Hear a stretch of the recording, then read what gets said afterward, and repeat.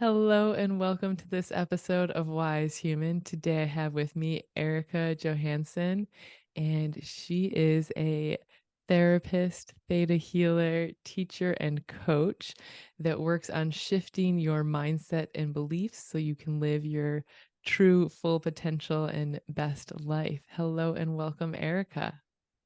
Hello. Thank you so much for having me. Yes, I'm so honored to have you. We met, what was it, like 6 years ago when I was living in Bali and signed up for a theta healing course. And honestly, I had no clue what it was. Um, Actually, my friend m- told me that there was this training coming up and she was going to take it. And if I was interested, and I was like, well, I don't know what it is. Like, can you explain it to me? And she hooked me up with somebody else who already had a certification, and I did a session with her, and it was like deep spiritual surgery. I was so exhausted after. Like, I had a call online after, and I was falling asleep in this call, and I slept for like 12 hours straight the next day, out cold. And that was my first like major spiritual shift, that I have ever had. And after that experience, I was like, okay, sign me up. Sign me up. There is something here. So then that led me to the course, and I did the first two trainings, so two different weekends, and had some pretty profound shifts there as well. And so, when I started this podcast, I thought you would be a great guest to come on because it's such important work. And I think that, not everybody knows about the spiritual realm or that sort of work. And then on top of that, people that I know that know about spiritual work don't understand or haven't heard of theta healing. So definitely want to dive into that. But maybe first, what led you to this energy work? Like, if we could go back before you started. Well, I needed to sort my own life out. Yeah. So I got to a point where I realized that whatever was going on in my life was not what I wanted. And it seemed like whatever I was trying to do, every door I knocked on, it just wouldn't work. And I just knew that I had to do something about it. So I actually spent a long time looking at ways to shift my life. So, and I don't know how many seminars I took and books I read and films and workshops, and I mean I did it all. And a lot of things worked actually, but I noticed that a lot of things made a little bit of a difference. Uh, and when I came across Theta Healing, it made a huge difference. Um, and at the time, I was already trained as a life coach. And so I was working, I had a few clients, not that many. And I think it was because I didn't feel like I was making a huge difference in people's lives. And I noticed that the tools I had as a life coach were not actually very powerful. Um, and but when I started learning about theta healing, then I could combine it. And then, wow, it made a huge difference. So, and I found it very, very powerful. So then I kind of I moved into that field instead, and then started combining everything that I've learned, and yeah, and it was great. Yeah. How did you first discover theta healing? How did it come into your field? Well, as things do, it was one of those funny things where a friend of mine actually, I had problems sleeping, and I spoke to a friend of mine, and she said, well, you should contact my friend. She's very good. And I was a bit hesitant, and I thought she was doing Reiki. But I thought, okay, well, I'll try it. So I contacted her friend, and she said, okay, let's set up a, a call, a Skype call. And I thought, Reiki on Skype? I was like, that's weird. So I was just going to just about to say no. And then Erika, just go with the flow. So I said, okay, fine. And I called her. The internet wasn't great. She mumbled a bit. So I actually didn't understand what was going on. So, and she asked these weird questions, and I was just trying to catch up to understand what was going on. And it was funny because, of course, the night before I slept like a baby. So there I am. It's like, so what's going on? And I'm like, well, I had proper sleep. And actually, I did sleep last night. So what else is going on in your life? And of course, there was a man. There's always a man. So there was this guy that I'd been seeing, and I actually already knew that it wasn't the guy for me, because I'd even like imagined myself living with him for the rest of my life, and he felt like a prison. But still, I could not let him go. It was the weirdest thing. He was just there. It was impossible. I couldn't stop thinking about him. And then we had this session, and she said, oh, great, let's work on that. So we worked on that. And as she was asking these weird questions, I suddenly had this, it was almost like a bolt of lightning shooting through my body. And I started shaking on the chair. And I thought, whoa, what was that? And then she looked at me and said, okay, I think we're done. And she kind of hung up. Oh, wow. So I was just sitting there and I'm like, oh my God, what happened? And then I'm like, okay, let me think about this guy. And it was like he didn't exist anymore. He was just gone. And I'm like, oh my God, it was phenomenal. And I did work out that it wasn't Reiki that we were doing, and that what we were doing was actually something called Theta Healing. So I'm already in front of the computer. So I just started Googling, and it turned out, I was living in London at the time, and I Googled, and it turned out that the founder of Theta Healing, Vianna Steibel, was in London, and she was giving a workshop or a course literally around the corner from where I lived. And the course was soulmates. And I'm like, okay, I think I have to go to that one. And I remember, I thought, oh, that's expensive. And I thought, okay, just don't worry. And I signed up and I went. And then after that, I took the whole course. I think it was a day or something. Didn't understand what was going on still. And then I took another course, didn't really understand what was going on. I just knew, I'm like deep down inside, I knew this is extremely powerful. And I just kept going and going to more courses. And then suddenly the penny dropped, and I realized actually this is super simple. It's not difficult or complicated. It was just that there's so much information, and I just didn't get it in the beginning. But then I just realized that this is amazing. It's powerful. It's easy. It's simple. It's way beyond anything else that I've come across. And I kept going. And then I got to a point where I realized that I can actually, I was doing it for myself in the beginning, but I realized that I could actually work with this, and I would make way more impact, and I could really help people using this modality, as I mentioned before. So yeah, so then I kept going, and yeah, I think it was meant to be. I feel that this is what I'm here to do, and yeah. So That's beautiful to find that. It's a long journey for some people. yeah. Oh yeah. Yeah, it took a while. Yeah. And then I think so at the time I was living in London, and around this time I also knew I had to leave. There was something about, I love London, I think it's amazing, but it was just that living in a city, and I could feel that I needed nature. I needed to get out of that London energy, and I needed nature. I'm Swedish. I didn't want to go back to Sweden. Sweden has beautiful nature, but it's also very cold. And I'm like, nope, done with the cold. So I thought, no, I need warm nature. And I had been to a place in Thailand before, and I just, in my head, I decided I'm going to go back to that place. And there was a healing center. And because I had more experience with life coaching, I decided I'm just going to go there and I'm going to be a life coach.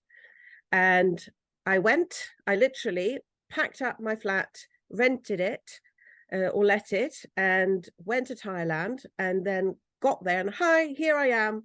I want to work as a life coach. And they're like, we already have a life coach. So sorry. And I'm like, oh, okay. Don't worry. I'll work as a theta healer. and that's what I did. So that's where I started. And I literally, in a way, forced myself. I hadn't even had a client before that. But it was great because I had so many clients, and I got to really delve really deeply into the modality. And yeah, so it was great. But that's kind of how it started. Yeah. When you first started working as a theta healer, what was that experience like? Did you see like recurring themes coming up for the people that you were seeing, or was it all vastly different? Do you know what? The number one belief, so with theta healing as a modality, you can do many different things. When I work with people, I focus on shifting negative beliefs to positive beliefs. And when you have positive beliefs, then you automatically draw in positive things into your life. So it's easy to create the life you want to live. It's easy to live to your full potential. Whereas if you have a lot of negative beliefs, then it's like hitting your head against a wall. So even if you try, very often you just have negative experiences. And I would say the number one belief that I work with and that people come with and that we start off with is, I'm not good enough. So I'm not good enough the way I am. And I would say as a number two, close behind, is I don't love myself. And I think those are such foundational beliefs that we want to start there, because everything else is built on top of that. And then you, after that, you can go on and look at other things. But it's very hard to shift things if I don't believe that I'm good enough the way I am. So yeah, I would say that's the number one thing. Yeah. What percentage would you say? I know you can't probably give me an exact number, but what percentage would you say have that belief that they're not good enough when they come to you? You think like 75%? Yeah. Yeah. Mm. Yeah. But I have just going back, because you were asking about, when I started off, and it's quite funny because the actual first session that I like, so during the courses, when you learn how to do this modality, you practice with your fellow participants, and then you practice a little bit on friends, and but my first ever client that I had was quite funny, because I turned up in Thailand, and I kind of said, yep, I want to work as a theta healer. And I so I kind of just started, and I had this first client signing up, and I think in my head I didn't realize that I was going to have this client, and I was going to work with something different, a different modality that I hadn't really worked with before. So I didn't really prepare. Uh, and so I have a tendency to just jump into things, and sometimes it's great, and sometimes it's, yeah, you kind of have to pay for it. So I had this client, and there was this guy, very lovely, and he came, and I remember thinking, oh my God, he's coming to see me. And for some reason, I wasn't totally present with it. So I had to snap into it. And I remember we were walking towards the room where we were going to have the session. And in my head, I should have obviously maybe opened the book the night before, or, like refreshed my mind. So in my head, I'm like, oh. So it's like, oh my God, what have I done? I packed up my flat, I've let it, I packed my bags, I'm here. And I'm like, oh my God. And we walk in, and so we start the session. And this guy, which is my first ever session, turns out that when he was younger, he was out drinking with his brother. And then they got in the car after drinking and they had an accident, and he was driving and his brother died. So he's telling me all of this, and I'm like, inside, I think I'm very calm, but inside I'm like, oh, hyperventilating because I have no idea what to do. And I think it was such a shock. And that I obviously really wanted to help this man because I could see how he suffered. And it's almost, I think Erika and me checked out. And it's almost like something just came through. And to this day, I have no idea what happened. I cannot, and I have a good memory. I cannot remember what I said. I cannot remember anything of the session. But by the end of it, he looks at me and he's almost crying. And he says, I don't know what happened, but I have had years of therapy and nothing has made such a big difference as today, this session today. And I was like, wow. And somehow I think that for me, that was amazing. And I think it was almost like it was somehow divinely orchestrated. And for me to have that experience of being able to help this guy and show me, and it felt from there on, it felt, okay, I think I've got this. I think this is what I'm supposed to do. So I think for both of us, it was a real blessing. And he came up several times after even and thanked me, and so yeah, but there were moments there when I thought, oh God, what am I going to do? And then yeah. So yeah. And I think that sometimes we do have to throw ourselves out there and jump off the cliff without knowing how things are going to end up. But yeah, and trust that is the right thing. Yeah. Yeah, even when it's scary, and especially when it's scary. Yeah, exactly. Yeah. That's Yeah. where the biggest change and growth happens. Yeah. You might Yeah. also fall flat on your face, but you Oh, have to yes. take the Oh, chance. yes. Absolutely. Yeah. And I think it's knowing that what the difference between the fear of knowing I'm doing the right thing, but it feels scary, or the fear of, oh, this is not the right thing to do. Do you see what I mean? How do you It's sometimes, differentiate? yeah. And I think that you will have an inner knowing that this is the right thing to know. And I think it's to do with our intuition. And the more you hone your intuition and open up that channel, that way you can really feel this is like, it's scary, but it's the right thing to do. As opposed to, okay, no, this is not for me. As in, actually, I'm feeling this fear and I'm scared because I shouldn't be there. And usually it's a feeling. So if you think about it and it's not the right thing, you feel heavy in your body. It just feels heavy and like a dense energy or like a darker energy. If it's more of it's the right thing, but it's scary, it's scary. But when I think about it, it actually makes me feel light. Often there's this lightness around the top of your head. It's like you feel like your body wants to stretch up. Yeah. And then sometimes when you have that, you just have to throw yourself off the cliff and trust. Yeah. Yeah, sounds like you certainly did when you just packed up and left London.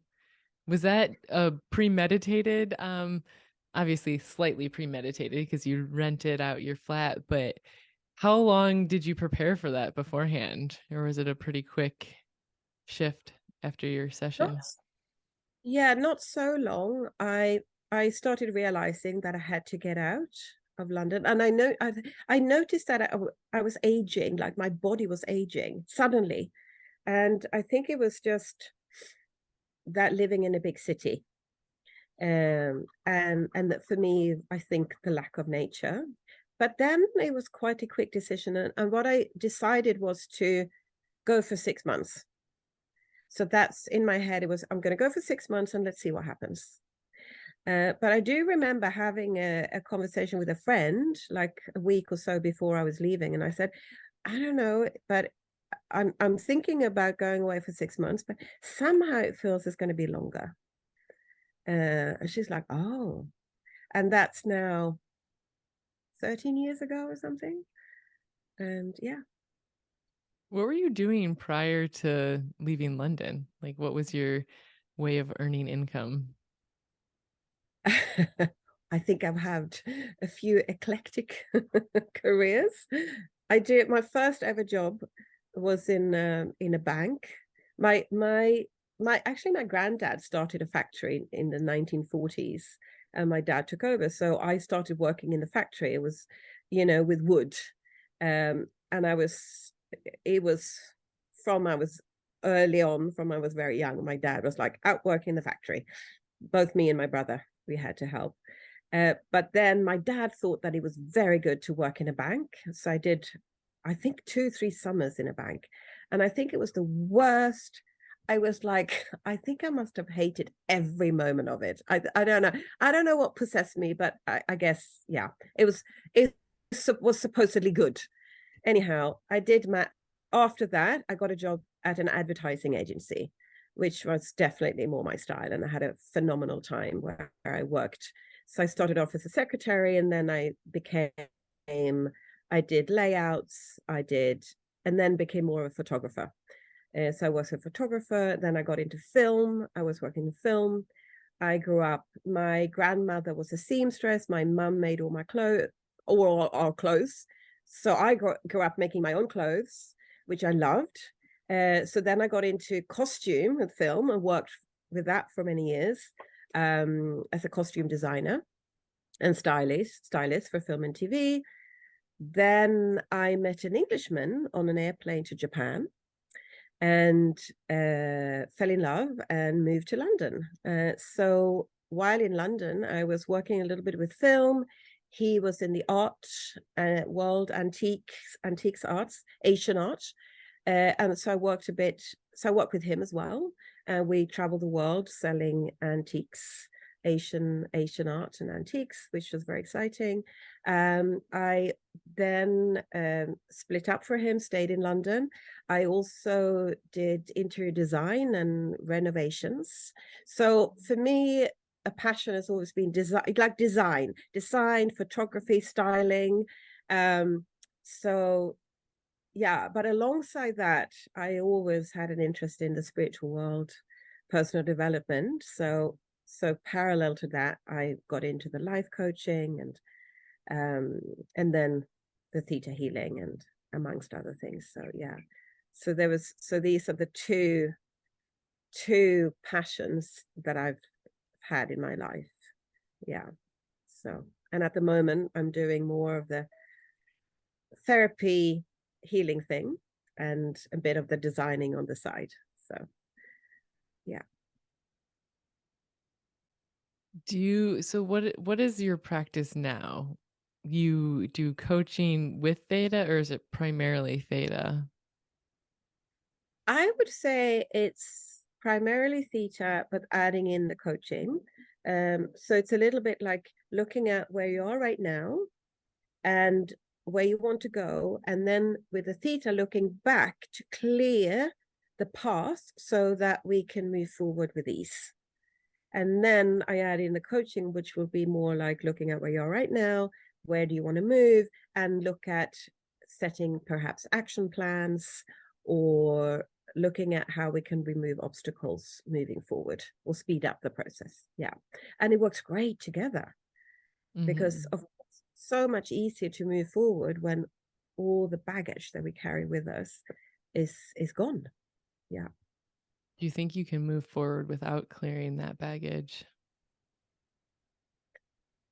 I think you can, but I would say it's just so much easier. So much easier when we start to clear Mhm. past trauma, negative beliefs, emotions, emotional baggage, a lot of, carrying a lot of anger, resentment, frustration, irritation. Uh, it holds us back. It's just, yeah, it's just the way it is. It's that law of attraction. It's that energy that we're vibrating in. So if I'm vibrating in energy of frustration and irritation and trauma, carrying trauma, because the vibration of trauma is not a particularly high vibration, then it means that we attract in. So what we send out, so the frequency that we're vibrating in, we're going to match up with that frequency in the outside world. So that's our experiences of the world. So if we can release that trauma, the baggage, shift the belief system, it means that we shift the frequency that we're vibrating in. So if I vibrate in a higher frequency, then I am going to attract different things, or rather I'm going to match up with different things in the outer world. Can you share the process of theta healing, what that looks like in a session? Yeah, I'd love to. So as I was saying, I focus on belief systems. So it means that in a session, we would start to look at beliefs. And so what are your negative beliefs? What are your positive beliefs? And as I was saying before, very often is that I'm not good enough. But it can be other things as well. And sometimes people want to focus on specific areas like career or money or perhaps love. And so we start looking at specific beliefs, and we try to find the underlying, like the deepest belief that are pinning up, or that all the other beliefs are pinned on.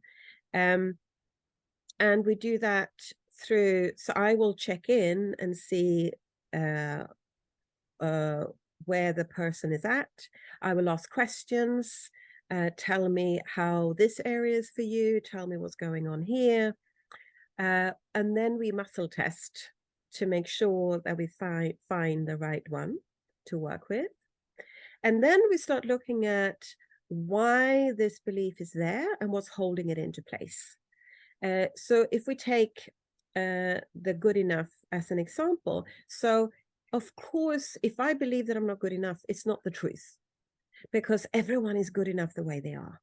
So we're not working with the truth, we're working with the belief. So why on earth would I hold on to this belief? And when we start digging in, usually we find the reasons. So for example, if I'm not good enough the way I am, there might be some good coming with that. So it could be that, well, if I'm not good enough the way I am, maybe I'll just stay at home in my own little corner, and I won't jump off the cliff. So I'll keep myself safe.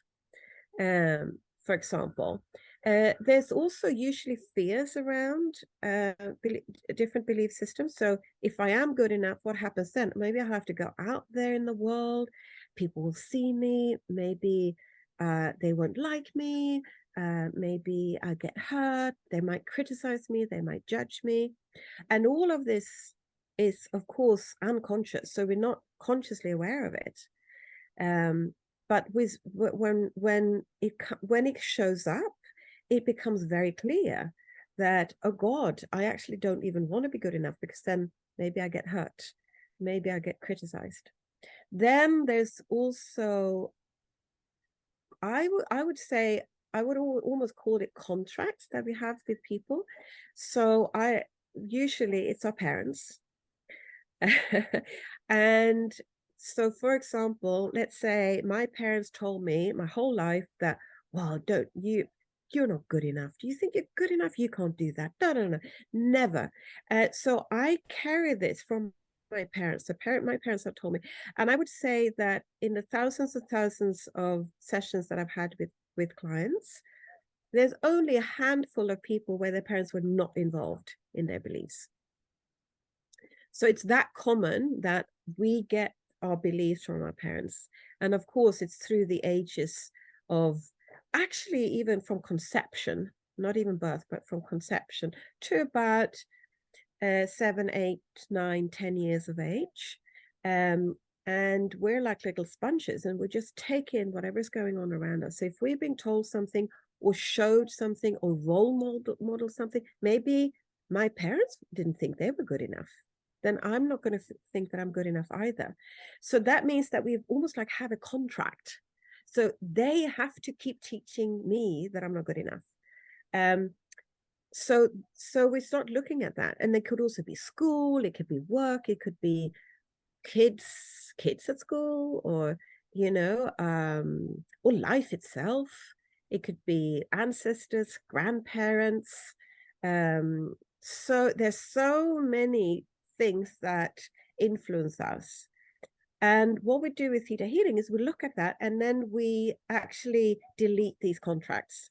So we delete all these energetic bonds between, for example, the parents or school, whatever it is, and release whatever is going on there and set ourselves free. So we set ourselves free, we set our parents free, we set school free, and it means that we can drop all of that. So there's no reason for our parents or whatever it is to keep teaching us this. And then we also look at different oaths and vows that we might have taken. Okay, I'm obviously not good enough the way I am, so this is it now. This is who I am. So there's a lot of little energetic bonds that hold these beliefs in place. And in a session, we'll literally go through everything, even past lifetimes, if that might be a part of it. And then one by one, we disconnect everything, we delete it, we cancel it, we cut it, we release it. And we do that by connecting with the universe, creator, whatever you want to call it, our subconscious. And we basically tell our subconscious that whatever facts you have around this is not right, and that you can now safely release it, and we're going to replace it with something different. And we do that almost like in a meditation, and we make commands around it.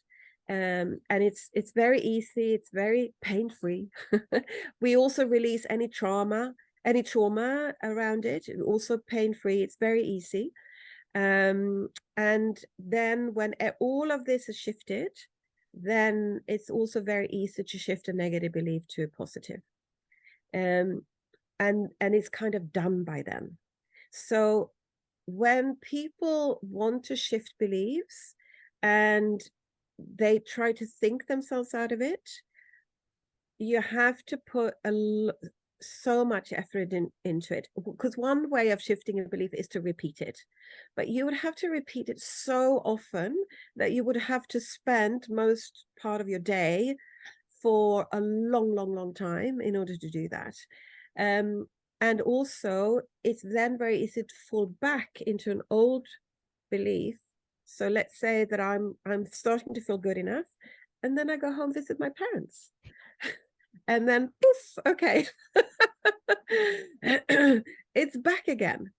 But by doing this really, I would say, cleansing in every area and releasing all of these bonds and hooks and cords, we can shift the belief, and it's there, and it stays, and it's done. And that's one of the reasons why I found this modality so powerful, because it's really about clearing everything. And I would say that most of my clients after a session will say that, oh my God, I feel so light.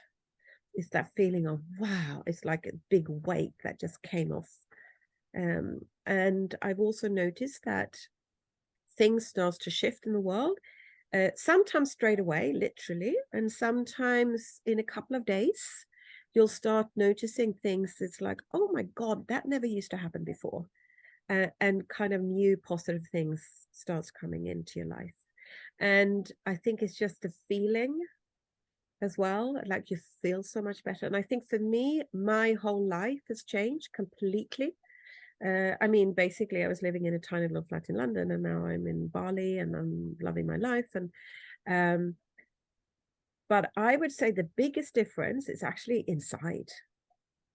And I remember actually when I working at that advertising agency in my 20s, I I had a great time and it was fun.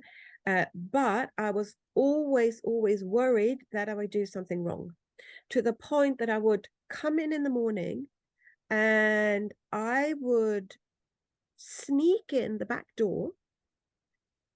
And I kind of knew why, but it was almost a little bit unconscious, because I was scared that someone was going to tell me that I had been doing something wrong the day before. So I snuck in, and I snuck into my place, and then I would like sit there for and if no one said anything in half an hour, like, okay, I'm safe. I'm safe. No one's going to judge me. No one's going to criticize me. No one's going to tell me that I did something wrong. And then I could go out there like, okay, hi everyone. So I was carrying this for years, and that has completely shifted. So all of the insecurities I had, the lack of confidence, the feeling of worry. Oh my God, the worry about everything, worry about money, worry about what other people think, what I was going to do, how it was going to work out. All of that's shifted. So now I feel, I wouldn't say 100%, but because, we all have our days, but generally it's just, I feel good. I feel good. I feel calm. I feel, yeah. And so that's the biggest difference for me. Yeah. Yeah, and that shifts everything. If you are in, like you're saying, you attract what you are. So if you're in a calm, centered, happy, like content, energetic space, that's what you're going to pull in. Yeah. So Yeah. what was your major underlying belief that you needed to work through? Oh, so many. Yeah. And I've noticed actually patterns with people, that some people will have a few different beliefs and you shift those and then everything shifts. And then some people, you have to go into like nitty gritty, every single dun dun dun, and be very specific with belief systems and really work at it. For me, I've had to, it seems like I have to work. I'd have to go through a lot of different beliefs, and some major and some smaller. But I mean, Jesus Christ, I think I've had all negative beliefs. And it's almost like, okay, if you're going to work with this, let's just give her, okay, she wants to work with this. Let's give her all the negative beliefs so she can try them out. She's had them and she knows. Yeah. You can relate to all of your clients that come in because you've been there. Yeah. Yeah. And I think what I have, and for me, I think almost every belief that I've ever worked on for myself, my parents have been involved. So bless them, they did not never mean anything bad, but I think it was the way they were raised. They were traumatized, and then it kind of came to me. So it was a lot of negative beliefs that, in a way, was dumped on me. But there were some good beliefs, and that was around being able to do things. So my mom was a seamstress. She was a housewife, but a seamstress. As I was saying, she was making all our clothes. My dad was a carpenter. We had the factory. My granddad was a carpenter. So I grew up making things and doing things. And there was never a question in my mind that I couldn't do it. So in our family, it's like, if you wanted something, then first we would try to make it. If you couldn't make it, then you go out and buy it. So if I wanted new clothes, I would make it, until it was like, actually, I can't make that. So then we'd go and buy it or whatever. And I think that I would just jump into things. So if I hadn't had that, I think that I would still sit in a corner at home in my little village in the deepest forest of Sweden. But so even though I had all these negative beliefs, I always had the belief that I would just go for it and to just jump off the cliff. And I think it mainly came from my dad, because he was the same. He would just, he decided he wanted to do something, he would just go ahead and do it. So I think that actually, I think in a way it saved me. And then from there on, I shifting all the beliefs. Then, as I said, for me, everything shifted in terms of what I was attracting into my life. But that thing of jumping out there was, yeah, I think it was the saving grace, actually. Yeah. As you've gone along your healing journey and made all these major internal shifts, have you seen the people around you closest to you? Has that had a ripple effect on them as well? Yes, absolutely. And I would say, so my dad passed away quite a long time ago. But with my mum, our relationship is completely different. Um, so so now, because I've lived abroad I basically left Sweden, oh, it's 23 years ago now. So I I've seen my mother, and the last kind of 10-15 years, maybe like once a year I go and I spend time. And so I can see the difference. It's easy to see the difference, you know. And whereas it used to be a constant kind of nagging, and have you done this, and that has completely disappeared, like completely. She's also a little bit older and she's not so well, so I think she's calmed down. I don't think she has the energy to be so on it. But it's complete, like the things he used to say like 15 times a day doesn't even come through her mouth. Which is, I mean, it's just amazing. And we are very different as people. So, but still, it's just making such yeah, huge difference, huge difference. So I think, and I've seen that also with clients, and they have shifted belief, you know, when they shift their beliefs, then their relationship shifts as well. Yeah. Mhm. Yeah, I found Yeah. that in my healing journey that as I heal, the people around me do as well. And it's really beautiful to see. And, like who started first, I don't know, but we're all making progress together. Yeah, absolutely.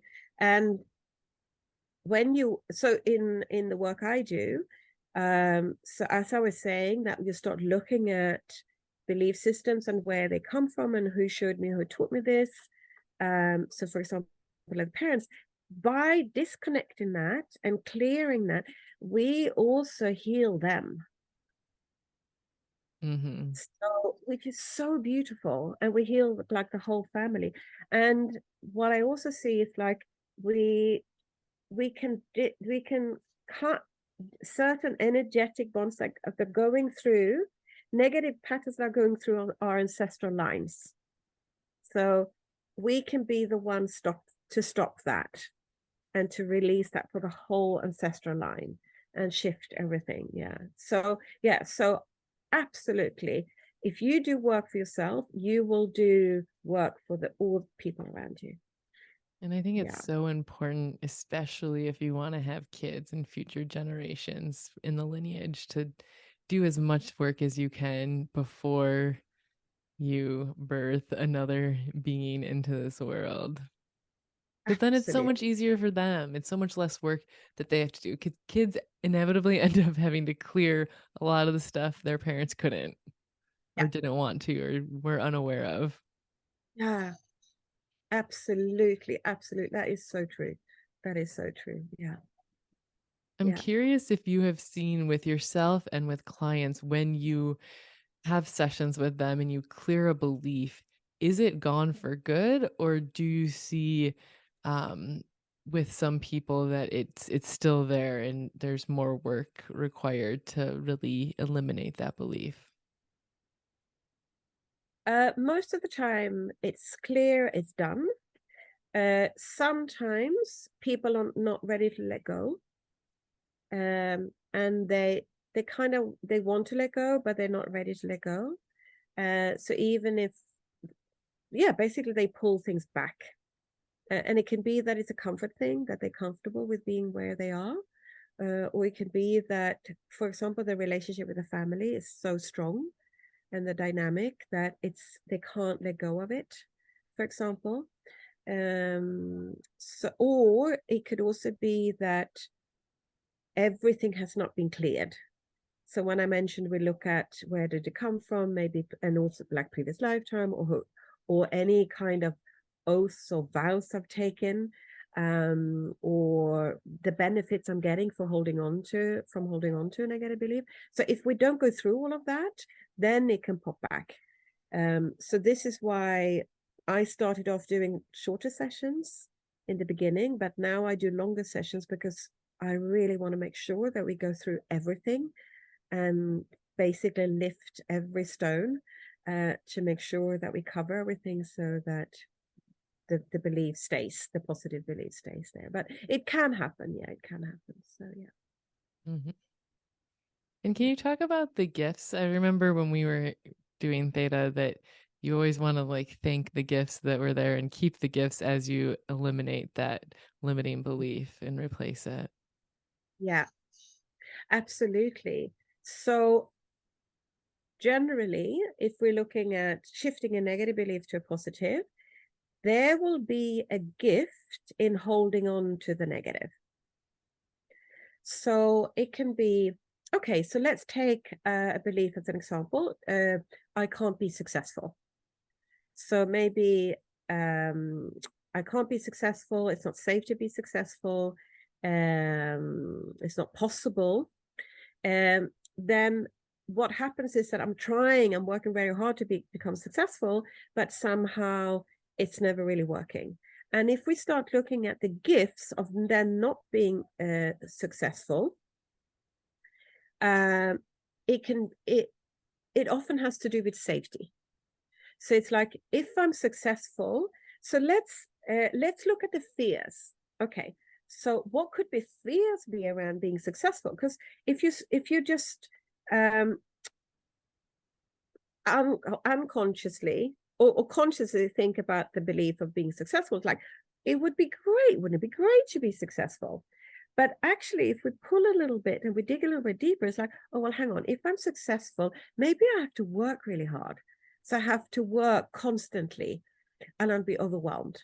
And then maybe then I would have to be out there. I'm successful. People will see me. And then maybe they'll judge me. And everyone will want something of me. Oh my God, and I'm going to be under attack. And then, oh God, the pressure. And maybe then everyone will want something from me. And then maybe I'm the boss. And then everyone will come to me. Oh my God. And it's like the one thing after the other. So obviously that's going to stop me from going out there and be successful. So the gift could be that, well, if I'm not successful, I'm comfortable, I'm safe, I can do my own thing, I'm not going to be criticized. I can decide my own day, I do what I want. So that means that if I want to shift these beliefs, I need to make sure that my subconscious understand that I can be successful,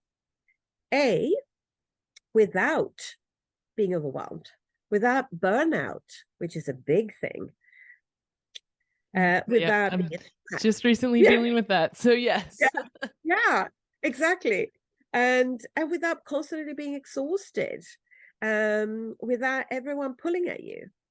And at the same time, that I can be successful and still be safe and still decide what I do, still be in control of my own life, still, still be able to be calm and at ease, still be able to rest when needed. And these are these gifts. I often say the good and the bad. When we shift this, it makes a huge difference.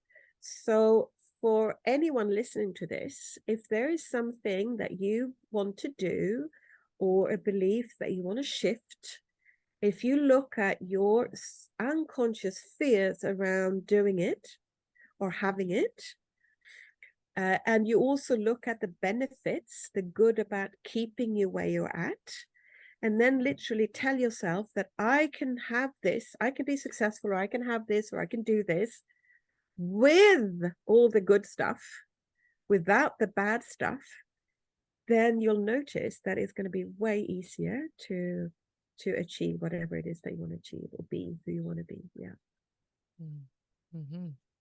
Yeah, I think that's such a beautiful part, because there is, like you're saying it, there is a reason why we're holding on to that. It's giving us something. It's keeping us safe. Maybe a lot of times it's from our childhood. It was like how we needed to be to survive or to thrive.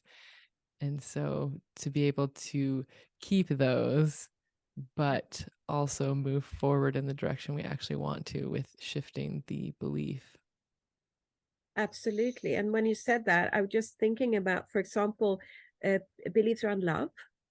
So it can be that I grew up in with parents where it wasn't safe to love, and it wasn't safe to be close to my parents. So maybe I then took on a belief that love is dangerous. For example, if I'm too close to someone, I'll get hurt. So it means that I can't love, or I can't be loved. I can't allow other people to love me. And then it means that we might end up in relationships where we can't love, or we can't allow the other person to love us. So we can't be too close, or we might end up with someone that's abusive. And we might even believe that love is abuse. Mm-hmm. So we think that the only way of being having love in our life is also to be abused. So of course these beliefs are really great to shift, because obviously that's not a very nice situation. Yeah. So Can you share from your experience or from a client's experience, shifting a belief and then what shifted in their external reality after, related to that new belief? oh my God. Yes, many things, and right now I can't really be I'd love to sort of get like a really juicy one. um I can't come up with some things right now. But I know I've had encounters of times when things, for example, like, a client of mine, who's also a friend, she had to write a bio for her website, and she couldn't, and she even had help from someone, and she couldn't even tell her what to write. And she was actually taking part of my course. She said, I need some time off because I need to write this thing. And I said, listen, let's do a session first. So it turned out that she had a belief that she couldn't express herself. She couldn't express herself. She couldn't show herself. She couldn't be seen. She couldn't be heard.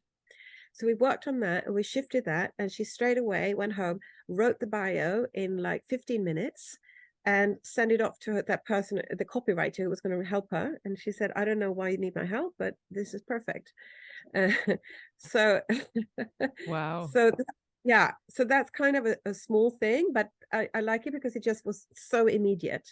But I've had countless of times where, it's like suddenly people get, we do a session around something, and they get a new job opportunity. They meet someone, they suddenly there's money coming in. That one is very cool, actually, because that happens is like working around money, and suddenly it's like, oh my God, I like 2 days later I had all this money come into my into my life. Actually, for myself, I had one. Oh, I had, yeah, because I do like, I'm coming from the background of making things, so I always were good at making things.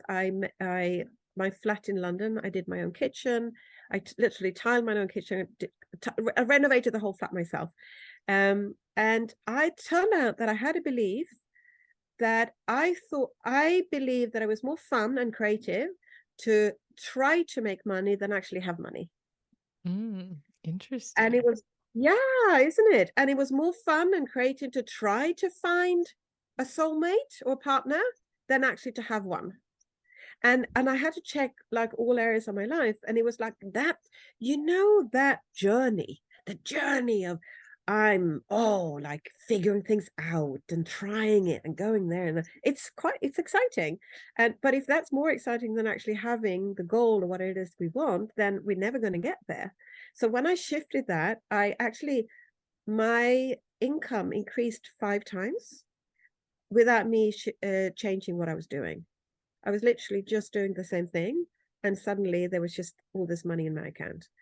Um, and yeah, I thought that was like, when I didn't even think about it. And then one day I'm like, "Ooh, actually, no, this happens." So That's yeah. connected. Yeah. Yeah. Definitely.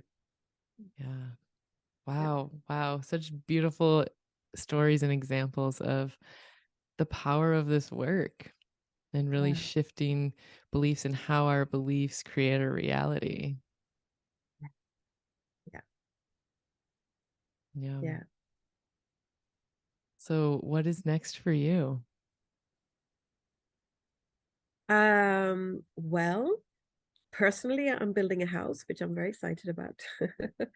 And I'm also looking now to going back at teaching this work and teaching other ways of shifting beliefs. So that's coming up. I used to do a lot of teaching, and then the whole pandemic palaver happened, and it just became a bit tricky. So I then focused more on one-on-one clients. But the next is going back to the teaching because I love that, and I think it's amazing what happens when you're in a room and people do this work together, as you have experienced. And yeah, so that's the next, and the continuing with clients, obviously. So yeah. Yeah. Yeah. My big takeaway from those 2 weekends was I completely healed my relationship with God. I had a very, yeah, Yes. I had a very like bad taste in my mouth for God just from a little bit of my background is I was baptized Catholic. My parents separated when I was 5, and so it was very like we were shunned from the Catholic Church. So you're like not good enough, right? And then a couple of other little things. And so I always kind of resonated with Native American spirituality and then Eastern religion. And then in a session, I don't even remember who I was working with, but in a session, um, that came up and I was like angry. I was like mad at God. It was like a whole conversation with God in this session, basically. And by the end, I realized that it's all the same thing.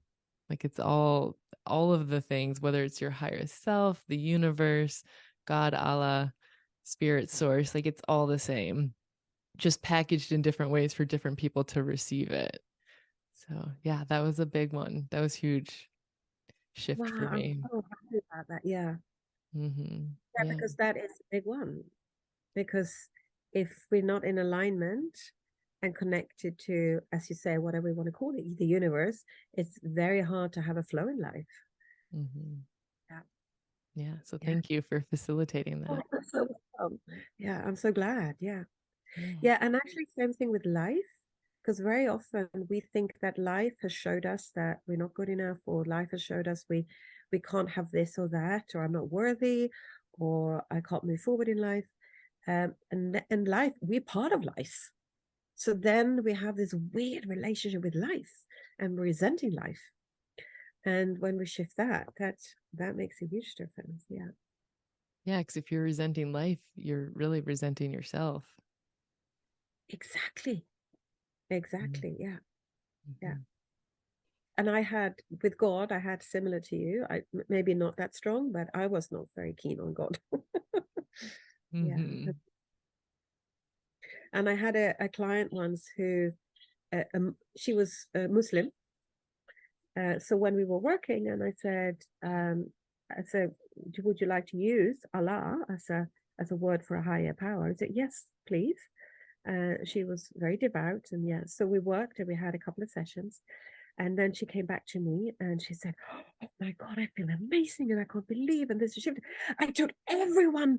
I told everyone what happened, and I told them she's not even, uh, um, she's not even with our faith. And I remember I was so happy about that, because it's not about religion, and it's not about who we believe in or what faith we're at. This is for everyone, and it also doesn't matter what we call a higher power. It really doesn't matter. It just matters yeah, what we can do with our lives, and how we can help each other, and how we can move forward. Yeah. That's beautiful. How we can help each other.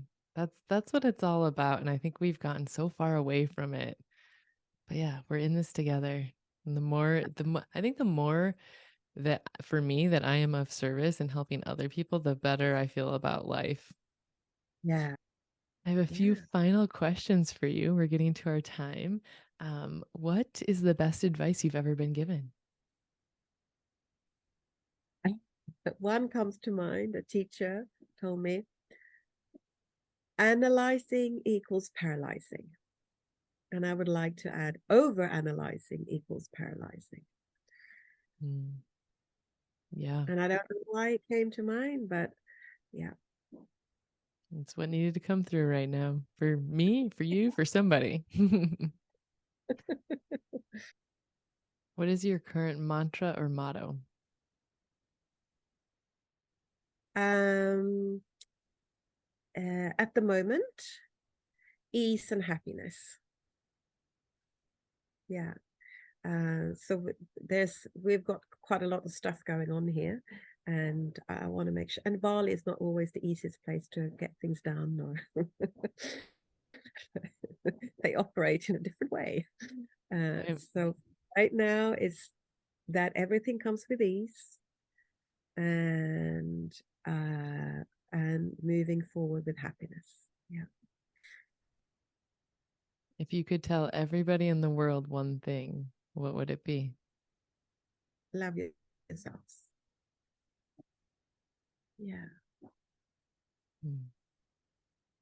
People want to connect with you, see your work, or potentially work with you. How can they get a hold of you?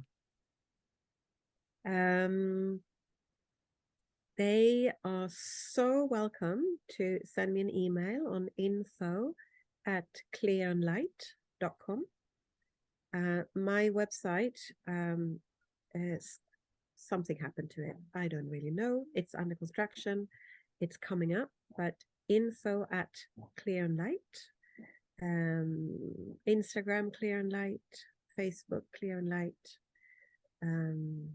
I have a WhatsApp number. I don't know. Should I say that here? Maybe If you're open plus to +62 813 3977 0008. Yeah. Excellent. Well, thank you so much for taking the time to sit down with me and share your experience and your knowledge and your wisdom with me and the listeners. Oh, thank you so much. It's it's been a delight. It's been really, really, really lovely. And it's so lovely to see you again. Really, truly.